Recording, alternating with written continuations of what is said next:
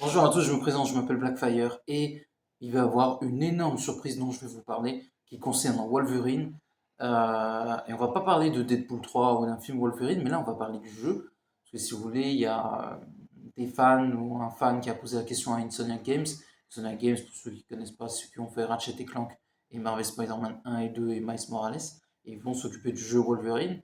Et en fait, ils ont donné une réponse aux fans en disant on est très occupé sur Wolverine. Donc jusqu'ici, il n'y a rien d'étonnant, sauf qu'ils ont mis une image du jeu, et sur l'image du jeu, c'est écrit en 2025. Donc je pense que c'est fait exprès par Insomniac Games, parce que ça me paraît un peu gros pour qu'ils fassent une erreur pareille. Donc la bonne nouvelle, c'est que le jeu pourrait sortir l'année prochaine. Et ça me semble assez logique parce que vu que c'est une exclusivité Sony et que Sony veut frapper, apparemment veut frapper très fort l'année prochaine, je les vois bien commencer par exemple avec Wolverine, sortir peut-être encore un ou deux jeux bien lourds en 2025. Faut pas oublier qu'il y a les DLC de Marvel Spider-Man 2. Je ne sais pas si leurs plans ont changé ou ils vont toujours faire.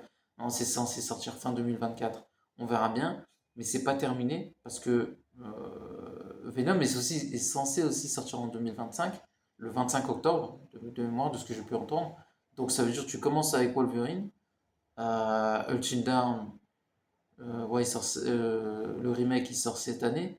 Donc, ouais, donc on aurait Wolverine peut-être en février l'année prochaine, et ou plus tard, et on aurait peut-être Venom la même année. Et ce serait un très gros coup pour Sony. S'ils rajoutent un ou deux jeux, et ben là ils font un perfect pour l'année prochaine. Donc n'oubliez pas de commenter, liker la vidéo, et à la prochaine.